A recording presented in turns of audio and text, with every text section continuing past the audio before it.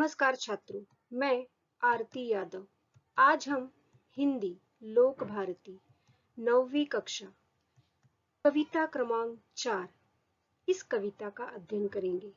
बच्चों, अगर आपको वीडियो पसंद आए तो आप इसे लाइक और शेयर करिएगा। दूसरी इकाई कविता क्रमांक 4 सिंधु का जल। इस कविता का आज हम अध्ययन करेंगे। बच्चों, इस कविता के कवि अशोक चक्रधर जी हैं। तो बच्चों, अब हम आगे चलते हैं, इनका परिचय देखेंगे।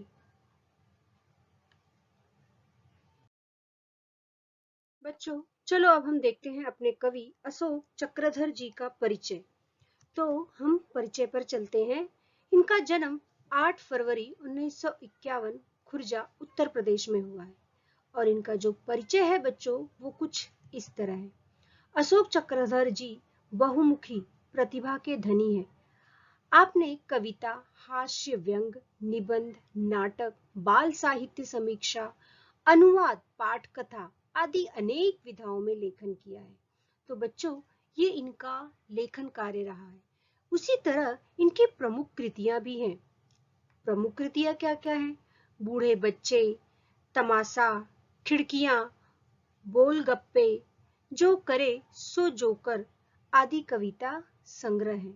तो बच्चों, इसी तरह ये इनकी प्रमुख रचनाएं हैं, प्रमुख कृतियां हैं। तो चलिए अब हम आगे चलते हैं। अब हम चलते हैं अपनी कविता के बारे में थोड़ी सी जानकारी हासिल करेंगे, अर्थात बच्चों पद्य संबंधी। तो जो आज की हमारी कविता है वो कैसी कविता है बच्चों? नई कविता है। अब इस नई कविता में कवि ने हमें क्या प्रेरणा देने की कोशिश की है उस पर हम ध्यान देते हैं। संवेदना के साथ मानवीय परिवेश के संपूर्ण वैविध्य को नए शिल्प में अभिव्यक्त करने वाली काव्य धारा है। ठीक है ना बच्चों? यानी ये कैसी काव्य धारा है? नई कविता और मानवीय परिवेश यानी मानव से जुड़ी हुई। उसी तरह इस कविता में यानी प्रस्तुत कविता के माध्यम से चक्रधर जी ने सभ्यता, संस्कृति, इंसानियत, सर्वधर्म समभाव पर दुख, कातरता आदि मानवीय गुणों पर दृष्टिक्षेप किया है। यानी उन्होंने कौन कौन सी चीजों पर हमारा ध्यान आकर्षित करने की कोशिश की है? सभ्यता, संस्कृति, इंसानियत, सर्वधर्म समभाव यानी सारे धर्म एक समान है। पर दुख यानी दूसरों का दुख, कातरता यानी कायरता। तो इस तरह जो मानवीय गुण हैं उन पर ध्यान आकर्षित करने की कोशिश की है। तो चलिए अब हम चलते हैं हमारी कविता की तरफ। अब हम चलते हैं पहले पद्यांश की पहली पंक्तियों की तरफ। हमारी पहली पंक्तियां इस तरह हैं। सतत प्रवाहमान जीवन की पहचान, सतत प्रवाहमान जीवन की पहचान, मैं एक गीली हलचल हूँ, मैं एक गीली हलचल हूँ, मेरे स्वर में कलकल है, मेरे स्वर में कलकल है, मैं जल हूँ। सिंधु यानी धरती पर सभ्यताओं का आदि बिंदु हूँ, सिंधु यानी धरती पर सभ्यताओं का आदि बिंदु हूँ, मेरे ही किनारे पर संस्कृतियों ने सांस ली, मेरे ही किनारों पर संस्कृतियों ने सांस ली। ये है हमारा पहला पद्यांश। तो बच्चों अब हम चलते हैं इसके कठिन शब्दों की तरफ। सतत, सतत यानी लगातार, कंटिन्यू। प्रवाहमान गतिशील, बिंदु यानी बिंदु, जैसे हम बिंदु देते हैं उस तरह। तो बच्चों ये हुआ हमारा कठिन शब्द, शब्दार्थ। तो अब हम चलते हैं इसके भावार्थ की तरफ। इन पंक्तियों के द्वारा कवि हमें क्या कहना चाहते हैं? ध्यान देंगे। मैं निरंतर गतिमान हूँ यानी सतत प्रवाहमान यानी मैं हमेशा निरंतर गतिमान यानी प्रवाहित हो रही हूँ, चल रही हूँ, मैं रुकी नहीं हूँ। और यही मेरे जीवन की पहचान है। यही मेरे जीवन की क्या है बच्चों? पहचान है। यानी नदी का जल प्रवाहित होता रहे, चलता रहता है, वो कभी रुकता नहीं है। तो वही जो है मेरे जीवन की पहचान है। ठीक है ना बच्चों? मेरे स्वर में कलकल की ध्वनि है, यानी जब मैं प्रवाहित होती हूँ, जब मैं बहती हूँ तो एक ध्वनि उत्पन्न होती है। वो कैसी होती है? कलकल की ध्वनि। तो कलकल की आवाज सुनाई देती है। मैं सिंधु नदी का जल हूँ। किसका जल हूँ बच्चों? मैं सिंधु नदी का जल हूँ। धरती पर किसका जल हूँ? सिंधु नदी का। धरती पर सभ्यता का उदय मेरे ही तट पर हुआ था। धरती पर सभ्यता का उदय कहाँ पर हुआ था? मेरे ही तट पर हुआ था। मेरे ही किनारों पर संस्कृतियां पनपी।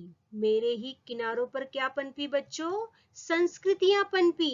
कहने का अर्थ क्या हुआ बच्चों? यहाँ पे कहने का अर्थ है कि मेरे जो किनारे थे, यानी नदी का जो किनारा होता है, लोगों की संस्कृतियां कहाँ पनपी? मेरे ही किनारों पर। लोग कहाँ आकर बसे? मेरे ही किनारों पर लोग आकर बसे और वहीं वहाँ उनका जीवन आगे बढ़ा। तो इस तरह बच्चों कवि इन कविता के पंक्तियों के द्वारा हमें समझाना चाहते हैं कि जहाँ पर नदियां बहती थी, सिंधु नदी का जल है, जहाँ पर जल होता है लोगों का जीवन वहीं आगे बढ़ता है। तो वहीं हमारी संस्कृतियां और सभ्यताओं का उदय हुआ था। चलो अब हम आगे चलते हैं। चलो बच्चों, अब हम कविता की अगली पंक्तियों की तरफ चलते हैं। हमारी अगली पंक्तियां इस तरह हैं। मेरे ही तटों पर, मेरे ही तटों पर इंसानियत के यज्ञ हुए। मेरे ही तटों पर इंसानियत के यज्ञ हुए। गति कभी मंद ना हुई मेरी। गति कभी मंद ना हुई मेरी। गति में चंचल पर भावना में अचल हूँ। मैं सिंधु नदी का पावन जल हूँ। गति में चंचल पर भावना में अचल हूँ। मैं सिंधु नदी का पावन जल हूँ। मैं नहाने वालों से नहीं पूछता उसकी जात, उनका मजहब, उनका धर्म। मैं नहाने वालों से नहीं पूछता उनकी जात, उनका मजहब, उनका धर्म। मैं तो बस जानता हूँ जीवन का मर्म। मैं तो बस जानता हूँ जीवन का मर्म। तो बच्चों, इस तरह हमारी कविता की पंक्तियां हैं। अब हम कठिन शब्दों की तरफ चलते हैं। कठिन शब्द इस तरह हैं। गति, गति यानी चाल, यानी पानी का जो बहाव है, जो चल रहा है। मंद, मंद यानी धीमा होना, यानी पानी का जो बहाव है वो मंद नहीं है, वो धीमा नहीं हुआ है, वो अचल है, यानी उसकी जो भावना है वो अचल है। सबकी सेवा करना, सबका उद्धार करना, सबके बारे में सोचना, वो भावना से वो पानी चल रहा है। तो वो स्थिर है, यानी उसकी जो भावना है वो स्थिर है, वो कभी बदलने वाली नहीं है। और उसका जल जो पवित्र है, पावन है। ठीक है ना बच्चों, ये कठिन शब्द हुए। अब हम चलते हैं इसके भावार्थ की तरफ। इन पंक्तियों के द्वारा कवि हमसे कहना चाहते हैं कि मेरे ही तटों पर इंसानियत के यज्ञ हुए। यज्ञ होना यानी जो हवन कुंडी होती है, उसमें जो अग्नि जलाई जाती है, आहुतियां दिए जाते हैं, तो वो यज्ञ हुआ। लेकिन यहाँ पे कवि के कहने का अर्थ क्या है? इंसानियत के यज्ञ हुए, अर्थात कि जो इंसानियत है, जो इंसान है, मेरे ही किनारों पर आगे बढ़ा है।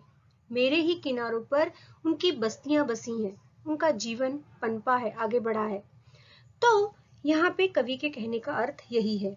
मेरी गति कभी मंद ना हुई, यानी उसकी जो गति है, उसका जो बहाव है, वो कभी मंद नहीं हुई। मेरी गति चंचल है, परंतु मेरी भावना अचल है।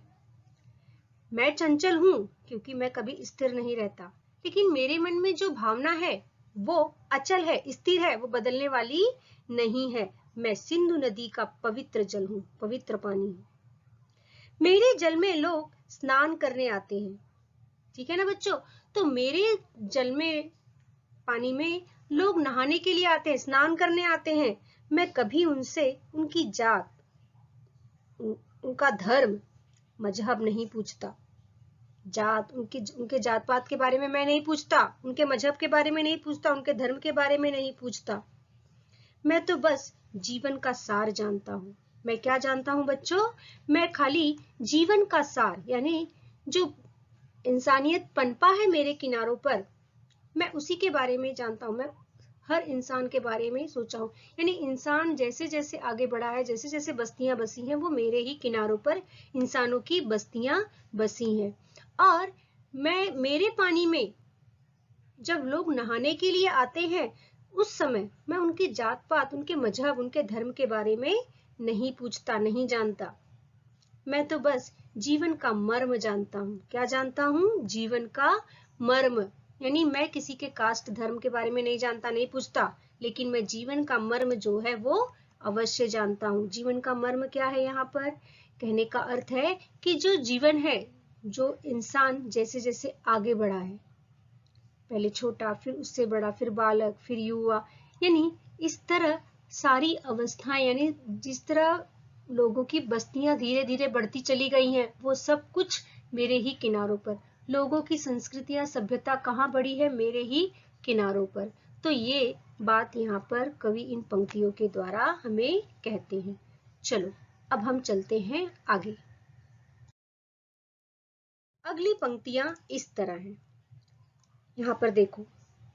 वो लहरें, वो लहरें जो सहसा उछलती हैं, वो लहरें जो सहसा उछलती हैं, सदा जिंदगी की ओर मचलती हैं, सदा जिंदगी की ओर मचलती हैं। प्यास बुझाने से पहले नहीं पूछता दोस्त है या दुश्मन। प्यास बुझाने से पहले नहीं पूछता दोस्त है या दुश्मन। मैल हटाने से पहले, मैल हटाने से पहले नहीं पूछता मुस्लिम है या हिंदुअन। मैल हटाने से पहले नहीं पूछता मुस्लिम है या हिंदुअन। मैं तो सबका हूँ, मैं तो सबका हूँ और जी भर के पिए। तो इन पंक्तियों के द्वारा कवि क्या कह रहे हैं? इन पंक्तियों के द्वारा कवि क्या कहना चाहते हैं? तो चलो अब हम चलते हैं सबसे पहले कठिन शब्दों की तरफ। हमारे कठिन शब्द इस तरह है। जात, जात यानी जात पात, जाति। मजहब यानी धर्म। मर्म यानी सार, मैंने आपको बताया। सहसा, अचानक। ठीक है ना बच्चों? तो ये हुआ कठिन शब्द। अब हम चलते हैं इनके भावार्थ की तरफ। इन पंक्तियों के द्वारा कवि क्या कहना चाहते हैं? कवि कहना चाहते हैं वो लहरें जो सहसा उछलती हैं। कौन सी लहरें? जैसे सागर में, समुद्र में लहरें उठती हैं, उछलती हैं, सदा जिंदगी की ओर मचलती हैं। सदा जिंदगी की ओर मचलती, यानी मेरी लहरें सदा आगे बढ़ने के लिए मचलती रहती हैं। यानी जो पानी है वो हमेशा आगे बढ़ने के लिए मचलता रहता है। इनमें जीवन है। इसमें क्या है बच्चों? जीवन है। मेरे जल में प्यास बुझाने लोग आते हैं। मेरे जल में कौन आता है? प्यास बुझाने के लिए लोग मेरे जल में आते हैं। मैं उनसे कभी नहीं पूछता कि वे मेरे दोस्त हैं या दुश्मन। वो मेरे क्या हैं? दोस्त हैं या दुश्मन है। ठीक है ना बच्चों? यानी मैं यहाँ पर लोगों की प्यास बुझाता हूँ, और जब मैं लोगों की प्यास बुझाता हूँ, उस समय मैं लोगों से ये नहीं पूछता कि वो मेरे दोस्त हैं या मेरे क्या है, वो दुश्मन है। ठीक है ना बच्चों? तो इस तरह कवि हमसे कहना चाहते हैं कि जब मैं मैल हटाने से पहले, जब व्यक्ति नहाता है तो घस-घस के नहाता है, तो उसपे शरीर पर लगा हुआ जो मैल होता है वो पानी के बहाव के साथ बह जाता है। तो यहाँ पे कवि के कहने का अर्थ क्या है कि मैं मैल हटाने से पहले लोगों से ये नहीं पूछता कि वे मुस्लिम हैं या हिंदुअन। यानी इस पृथ्वी पर इतने सारे लोग हैं और मैं उनसे ये नहीं पूछता कि वो मुस्लिम हैं या हिंदू हैं। मैं किसी के जात पात धर्म के बारे में नहीं पूछता। इस पृथ्वी पर मैं किसी के बारे में नहीं पूछता कि तुम्हारा जात क्या है, तुम्हारा धर्म क्या है, तुम्हारा मजहब क्या है। मैं किसी के जात पात के बारे में नहीं पूछता। मेरा जल सबके लिए है। मेरा जो जल है वो सबके लिए है, और मैं चाहता हूँ कि यहाँ आने वाला सब जी भर कर मेरा जल पिए। यानी जी भर कर मेरे जल का पान करे, पानी पिए। तो इस तरह कवि इन पंक्तियों के द्वारा हमें कहना चाहते हैं। चलो अब हम आगे चलते हैं। अब हम कविता की अगली पंक्तियों की तरफ चलते हैं। हमारी अगली पंक्तियां इस तरह हैं।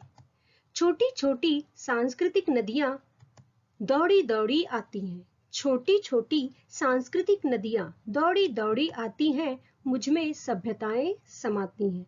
मुझ में सभ्यताएं समाती हैं, घुल मिल जाती हैं। मुझ में सभ्यताएं समाती हैं, घुल मिल जाती हैं, लेकिन क्या बताऊं और कैसे कहूं। तो बच्चों, इन पंक्तियों के द्वारा कवि हमसे क्या कह रहे हैं, वो क्या बताना चाहते हैं? वो कहना चाहते हैं कि अनेक जो है छोटी छोटी नदियां कहाँ पर आकर मिलती हैं? सिंधु नदी में। कहाँ पर आकर मिल जाती हैं? सिंधु नदी में। तो कहने का अर्थ क्या हुआ कि अनेक छोटी छोटी नदियां जो है मुझ में आकर समा जाती हैं। कहाँ समा जाती हैं? सिंधु नदी के अंदर समा जाती हैं। उसी प्रकार अनेक सभ्यताएं, जैसे हड़प्पा संस्कृति, मोहनजोदड़ो संस्कृति, तो इस तरह अनेक सभ्यताएं और संस्कृतियां मुझ में आकर घुल मिल जाती हैं। बच्चों, ये सारी संस्कृतियां का जो अवशेष हमें प्राप्त है, कहाँ से मिला है? सिंधु नदी के किनारों से ही। तो बच्चों, इसी तरह कहने का अर्थ है कि अनेक संस्कृतियां और सभ्यताएं, ऐसे बहुत सी संस्कृतियां और सभ्यताएं जो हमें नदी के किनारों से ही प्राप्त हुए हैं। तो ये नहीं कह सकते कि हाँ मतलब मोहनजोदड़ो और हड़प्पा ही, मतलब कुछ अवशेष इसके हमें सिंधु नदी के किनारे से प्राप्त हुए हैं। तो यहाँ पे कवि के कहने का अर्थ यही है कि अनेक सभ्यताएं और अनेक संस्कृतियां कहाँ पर आकर मिली मुझ में? सिंधु नदी के में आकर, मेरे जल में आकर मिल गई। तो कहने का अर्थ क्या है? अनेक सभ्यताएं और संस्कृतियां सब मुझ में आकर समा गई। चाहे कोई भी संस्कृति हो, कोई भी सभ्यता हो, सब मुझ में आकर समा गई। लेकिन क्या बताऊं मैं, कैसे बताऊं? मैं क्या बताऊं तुमसे और कैसे बताऊं? यानी कवि यहाँ पे कुछ और भी हमसे बताना चाहते हैं, कुछ और भी हमसे कहना चाहते हैं। क्या कहना चाहते हैं? चलो कविता की अगली पंक्तियों में हम देखेंगे। हम चलते हैं अगली पंक्तियों की तरफ। हमारी अगली पंक्तियां इस तरह हैं। कभी कभी बहता हुआ आता है लहू। कभी कभी बहता हुआ आता है लहू, जब मेरे घाटों पर खनकती हैं तलवारें। जब मेरे घाटों पर खनकती हैं तलवारें, गूंजती हैं टापे, गरजती हैं तोपे, होते हैं धमाके। गूंजती हैं टापे, गरजती हैं तोपे, होते हैं धमाके, और शहीद होते हैं रणबांकुरे बांके।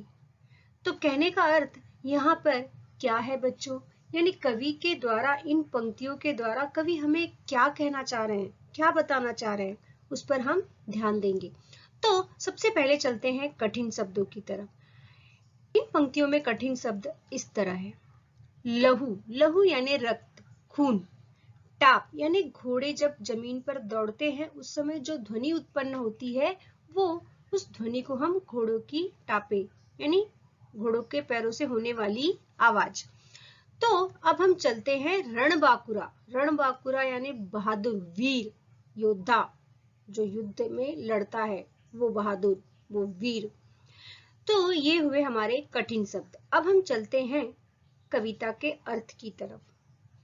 इन कविताओं के द्वारा, इन पंक्तियों के द्वारा कवि हमसे क्या कह रहे हैं? कभी कभी बहता हुआ आता है लहू। कभी कभी जो है बच्चों, यानी अनेक छोटी नदियां दौड़ी दौड़ी आती हैं। कहाँ आती हैं? छोटी छोटी जो नदियां जो है आकर सागर में मिलती हैं, यानी बहुत सी छोटी छोटी नदियां जो है सिंधु नदी में आकर मिलती हैं। ठीक है, तो और मुझ में समा जाती है, यानी वो छोटी छोटी जो नदियां आती हैं वो आकर कहाँ मिलती हैं? सिंधु नदी में, और आकर मिल जाती हैं, समा जाती हैं। अनेक सभ्यताएं, संस्कृतियां इसमें घुल मिल जाती हैं, यानी अलग अलग संस्कृतियां, अलग अलग सभ्यताएं जो है यहाँ पर आकर मिल जाती हैं, घुल जाती हैं। तो घुल मिल जाती है, अलग अलग संस्कृतियां सभ्यताएं सब घुल मिल जाती हैं। कहने का अर्थ यही है कि सिंधु नदी में जिस प्रकार छोटी छोटी नदियां आकर मिल जाती है, घुल जाती हैं, उसी तरह अलग अलग सभ्यताएं, अलग अलग संस्कृतियां जो है मुझ में घुल मिल जाती हैं। लेकिन क्या बताऊं और कैसे बताऊं? यानी सिंधु नदी हमसे क्या कह रही है कि इन पंक्तियों के द्वारा कवि हमें क्या बताना चाह रहा है सिंधु नदी के द्वारा, कि क्या बताऊं और कैसे बताऊं? कभी कभी मेरे जल में खून भी बहकर आता है। क्या आता है बच्चों? मेरे जल में खून बहकर आता है। मेरे घाटों पर लड़ाइयां होती हैं। क्या होता है बच्चों? मेरे घाटों पर लड़ाइयां होती हैं, तलवारें खनकती हैं। क्या खनकती हैं? तलवारें। और मेरे ही घाटों पर युद्ध होते हैं, लड़ाइयां होती हैं। घोड़ों की टापों से वातावरण गूंज उठता है। किससे बच्चों? जब घोड़े दौड़ते हैं, युद्ध होता है, उस समय उस वक्त जो ध्वनि उत्पन्न होती है वो आवाज से पूरा वातावरण गूंज उठता है। तोपें गरजती हैं। क्या गरजती हैं बच्चों? तोपें गरजती हैं। यानी युद्ध के समय जो गोला बारूद अपने दुश्मन पर फेंके जाते हैं, उस समय जो तोप का इस्तेमाल किया जाता है, तो तोपें गरजती हैं, धमाके होते हैं और अनेक वीर योद्धा शहीद हो जाते हैं। क्या होते हैं बच्चों? अनेक वीर जो है शहीद होते हैं, अनेक योद्धा शहीद होते हैं। और वो मेरे लिए क्या है? रण बांकुरे थे। वो मेरे लिए वीर हैं, वो मेरे बहादुर योद्धा हैं जो शहीद होते हैं। तो इस तरह इन पंक्तियों के द्वारा कवि हमसे कह रहे हैं। चलो अब हम आगे चलते हैं।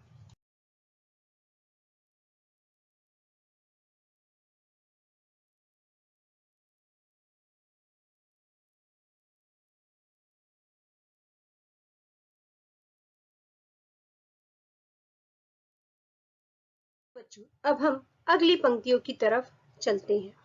मैं नहीं मैं नहीं पूछता, मैं नहीं पूछता कि वे थे कहाँ के। मैं नहीं पूछता कि वे थे कहाँ के। मैं नहीं देखता कि वे यहाँ के हैं कि वहाँ के। मैं नहीं पूछता कि वे थे कहाँ के। मैं नहीं देखता कि वे यहाँ के हैं कि वहाँ के।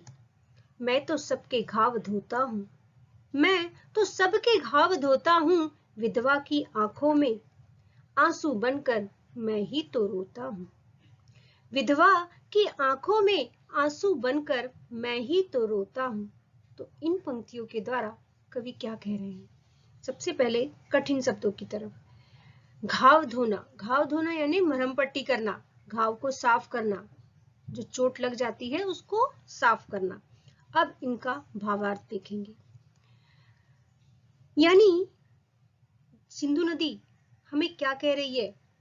मैं नहीं पूछता कि वे कहाँ के हैं। कौन? वो वीर, वो योद्धा जो शहीद होते हैं, जिनका लहू बहकर मेरे में समाहित हो जाता है, मिल जाता है, मेरे जल में घुल मिल जाता है।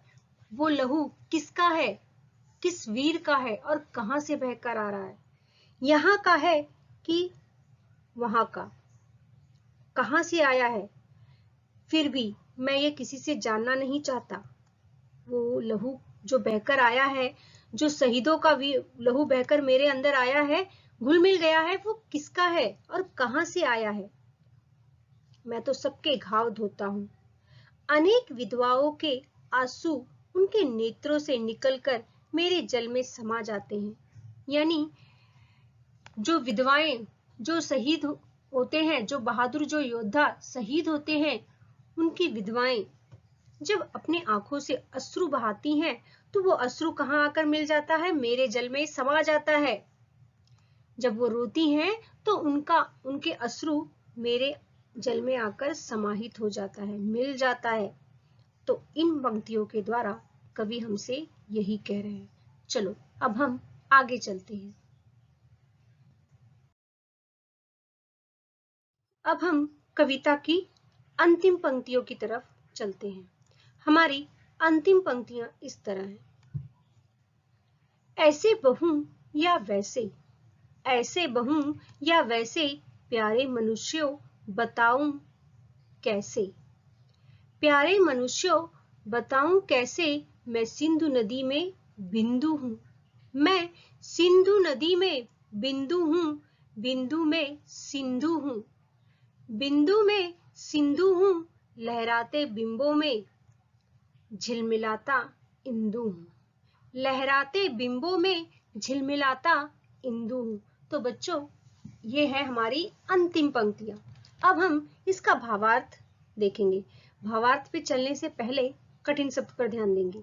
कठिन शब्द बिंब यानी छाया, परछाई। इंदु, इंदु यानी यहाँ पर इंदु का अर्थ चांद, चंद्रमा। तो अब हम चलते हैं भावार्थ की तरफ। इसका अर्थ क्या है। ऐसे बहूं या वैसे। कौन बच्चों, नदिया। कि मैं किस तरह से बहूं, उत्तर से पूरब, पूरब से पश्चिम, यानी किस दिशा की तरफ जाऊं, कैसे बहूं। हे मानव, तुम ही मुझे बताओ, हे मनुष्यों तुम मुझे बताओ कि मैं कैसे बहूं, किस तरह जाऊं आगे, किस तरह आगे बढ़ूं, किस तरह बहूं। तो हे मानव तुम ही बताओ कैसे बहूं मैं यहाँ पर।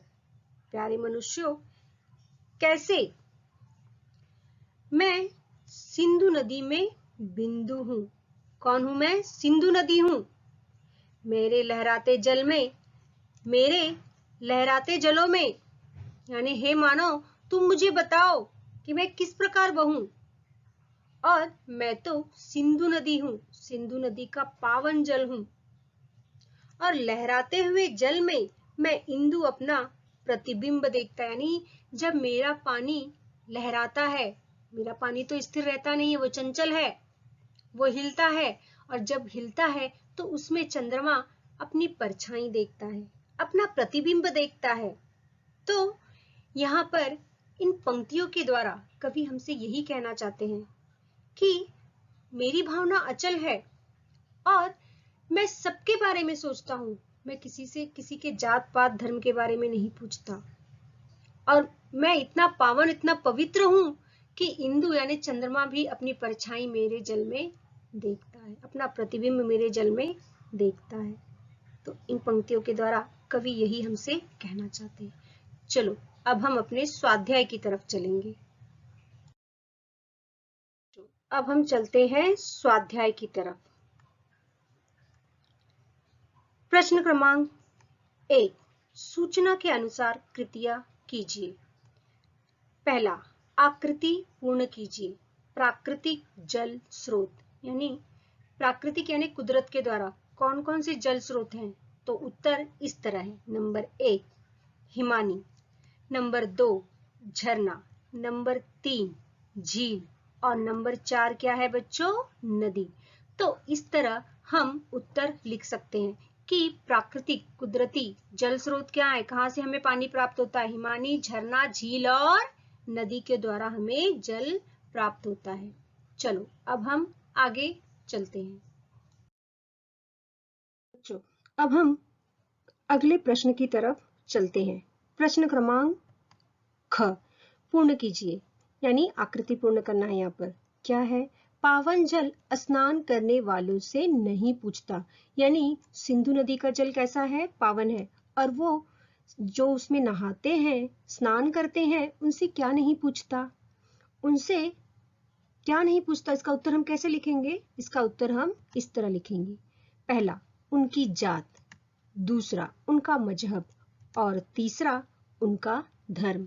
तो बच्चों, इस तरह हम इसका उत्तर लिख सकते हैं कि उनकी जात, उनका मजहब, उनका धर्म, ये स्नान करने वालों से नहीं पूछता। ठीक है बच्चों। चलो अब हम आगे चलते हैं। अब हम चलते हैं प्रश्न क्रमांक 2 की तरफ। प्रश्न क्रमांक 2 इस तरह है। भारत के मानचित्र में अलग अलग राज्यों में बहने वाली नदियों की जानकारी निम्नलिखित मुद्दों के आधार पर तालिका में लिखिए। यानी आपको क्या करना है, एक तालिका बनानी है, सारणी मैप जैसा बनाना है। और उसमें जो भारत के मानचित्र के हिसाब से जो नदियां हैं, वो उनके बारे में हमें लिखना है। तो हमें उनके बारे में क्या क्या लिखना है, तो सबसे पहले अनुक्रमांक, यानी उसका क्रमांक क्या है, नंबर, सीरियल नंबर 1 2 3 उस तरह। उसी तरह नंबर 2 क्या है, नदी का नाम, यानी हम कौन सी नदी के बारे में लिख रहे हैं, गंगा नदी, यमुना नदी, कावेरी, ताप्ती, तो इन नदियों का नाम भी आपको लिखना है। उसी तरह नंबर 3 उद्गम स्थान, यानी ये नदियां कहाँ से उद्गम हुई हैं, जैसे गंगा नदी कहाँ से, गंगोत्री से। तो इस तरह ये सारी जानकारी आपको हासिल करनी है और लिखनी है। और नंबर 4 क्या है, राज्य, बांध का नाम, यानी उस नदी के ऊपर कौन से बांध बनाए गए हैं। तो ये सारी जानकारी आपको ढूंढना है और ढूंढकर अपने शब्दों में लिखना है। तो ये एक एक्टिविटी के रूप में जो है आपको दिया है और आपको इसे करना है। ठीक है बच्चों, चलो अब हम आगे चलते हैं। अब हम चलते हैं नदी जल मार्ग योजना के संदर्भ में अपने विचार लिखने। यानी जो नदियां हैं उनका उपयोग हम जल मार्ग के रूप में करेंगे और इस योजना के अंतर्गत हमारी जो भारत सरकार यानी हमारी जो सरकार है वो क्या कार्य कर रही है उसके बारे में आपको जानकारी हासिल करना है। जैसे गंगा नदी, ब्रह्मपुत्र नदी, पश्चिमी तटीय नहरें जो हैं वो अक्सर इन कार्यों में उपयोग में लाई जा रही हैं।